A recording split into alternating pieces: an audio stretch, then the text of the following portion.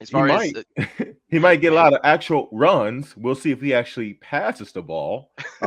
It typically when JJ gets in the game, it's to do a little RPO action, but it's more R than it is P than it is to P. And I don't know if that's JJ making that decision or if that's coming from up top. I got a feeling that JJ, from the few times he has passed the ball, based on his personality, he's more of a gunslinger. So I feel like oh he yeah, it's coming from up top. If I feel like he wants to throw the ball. So yeah, he's you from know, IMG Academy, yeah, big time he wants five to rip it. He star. wants I to mean, grip come it and on. rip it. He wants to grip Yeah. it and rip it. He's got it. He doesn't have the I look at a guy like him, and then I look at another guy like Spencer Rattler, and maybe I'm kind of piling on to him right now, but And you don't like as looking far at him. as just as far as their attitude and just kind of the moxie, like it seems like, JJ is more of a down to earth kind of like I think he just truly wants like Michigan to win, like to do well. Whereas I Yeah, feel like Spencer Rattler, like, no, I want to play and I want to like fling it around, like because I want to get mine. he's I'm always here been to get right. mine. And he's always been a guy who's Yeah. extremely talented, and I think he went to Pinnacle High School. Like, but I mean, the guy is extremely talented. But I just look at how different those guys are with their just personality. I guess is probably the easiest thing, and it's very different. It's very different. Yeah. Yeah. I mean, it's one of those things where, to Chris's, point about Northwestern and JJ is that we're getting really to the point in the season now where I think it may be getting a little too late before you had to start thinking about making that kind of change. I mean, honestly, the way the schedule's about to, the intensity of the schedule's about to get these last few weeks in the season, last half of the season, you need Cade to flick that ball around a lot versus Northwestern. Because it's clear that you have chosen him to be your guy. Okay. Yep. So no matter what we want as a fan base, who we think has a higher upside, they've chosen Cade to be their guy. Now, you've noticed, I'm sure they've noticed, as we all have noticed, that, hey, they got to get a little bit more efficient with the passing game. They've gotten better, but it still needs some fine tuning. This is the perfect week to do that. My only ask for Gaddis and Harbaugh and the staff offensively is don't go backwards. When they typically, especially early in the season, when they were playing weaker opponents, they're playing safe. They just hand the ball off. Let's dominate the line of scrimmage, and let's get out of here with a victory. Mm-hmm. No. This needs to be the practice game. You're going to beat this team. You're going to beat Northwestern, okay? You don't have to worry about losing this game. As long as you come out focused, you'll be fine. Throw the ball. Let JJ for once rip it 35. Well, he actually threw it 38 times versus Nebraska. Cade, not Well, JJ. who I say? You said JJ. I'm sorry. let Cade rip it. He threw it 38 times versus Nebraska. Great. I want to see that Could you again. imagine the ESPN headlines of like Michigan football on the voice of college football is, JJ's gonna throw the ball Yeah, 38 you didn't times. hear that here first. Starting You did not quarterback. hear that here first. You did not hear that here first. Cade, have similar attempts. And I knew a lot of that was out of necessity because they were down and they had to throw the ball. But it probably won't be a necessity versus Northwestern, but still have the same number of attempts, right? That's my only ask against Northwestern. Maybe that was just a little Freudian slip out of Dre over there about playing McCarthy instead. Preconditioned that that's what I actually want. Yeah.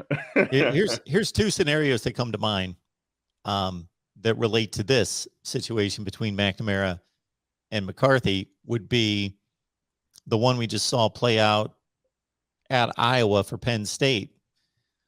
So Sean Clifford goes down in the second quarter, and they're done. They're done. Their offense is shut down. Their backup quarterback situation, a lot of places across the country, especially at the level of Penn State. Yeah, of course the backup quarterback's not as good because there's a reason he didn't win the job, but he's still capable, competent. You still run your offense, probably limit very little, and you just keep moving with that guy. That team was a different team. They were playing with an arm behind their back. Now, if he has to play the next several weeks and it turns into a long-term thing, I'm sure he's got the ability, but it was pretty obvious he was not ready for that situation, and they played like it. Fortunately for Michigan, they've been playing JJ McCarthy. They've been giving him some time, a couple series here, a couple series there. We're looking at, again, that Taquan Roberson, I think, had 7 pass attempts this year, something like that.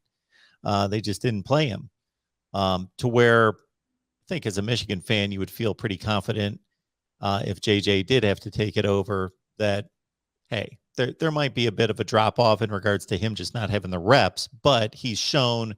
They played him at Wisconsin. They played him in various situations where the game was still in doubt and he had to run the offense in a meaningful situation. So he can do it. The other situation that comes to mind, and I don't know that we can really place Michigan in this category, Dabo Swinney early in 2018, he had a team with Kelly Bryant at quarterback that he knew they were going to win the ACC. They're going to win the ACC. Kelly Bryant, I think, started the first 3 or 4 games. They won with no problem. They were going to win the ACC. He took a slight gamble, which seems like no gamble now because he turned out to be the number 1 pick in the NFL draft. But at the time, it was a gamble to go with a freshman quarterback, thinking there's my upside. That's the guy that can win a national championship. We're going to win the ACC regardless. So I'm going to take a risk, and I'm going to bench a quarterback that's kind of doing the job, but I could possibly have a great team, and it obviously worked out, and they won a national championship. Now, to the Clemson point, Mark, and you did preface by saying, Michigan's not at that level, but I think there are some two distinct differences that I think about.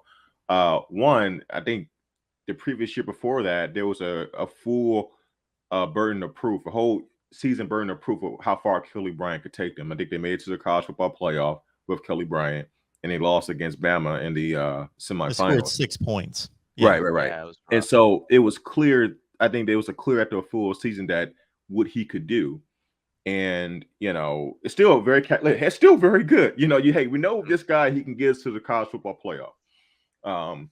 But so I still think it was a calculated risk, but also I think what helped is just how Clemson had a bigger margin of error playing in ACC because of how much better they were than their peers, right?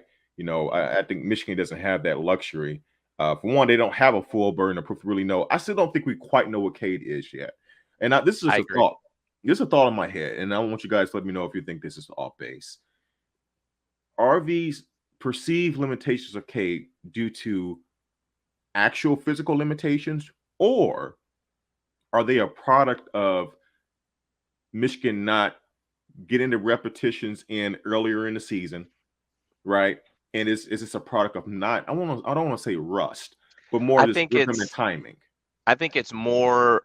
I think it is Michigan not prioritizing the pass game. I think that's why we see Cade performing the way he is. And I want to be clear, I'm not saying he's performing poorly, but when we talked about it going into the Rutgers game, Mark read off a stat line and quizzed us on who is this guy. And I think we threw out high level quarterbacks, and it was Cade McNamara. Like, he had an amazing game last year against Rutgers.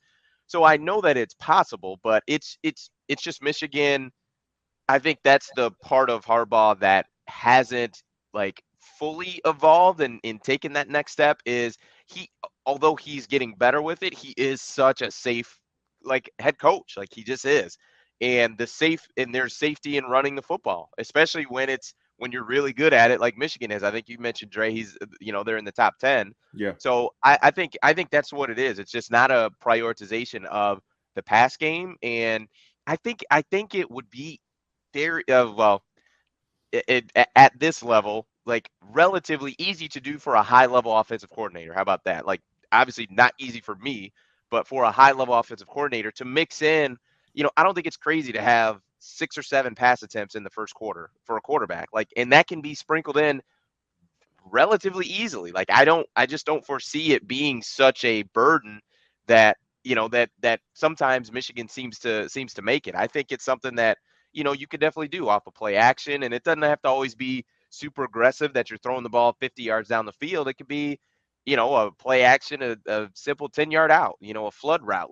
There's a lot of basic things that they can do to get Cade get him warmed up, get him comfortable earlier in the game so that when you do need him against a Nebraska or, soon to be Michigan State and Penn State, he's ready to roll. So I, Right. I think it's just they don't prioritize the pass game. And like I said, you're 6-0, so I'm not gonna beat you up about it. But that seems to be the philosophy is our who we are is running the football and playing defense. That's who we are.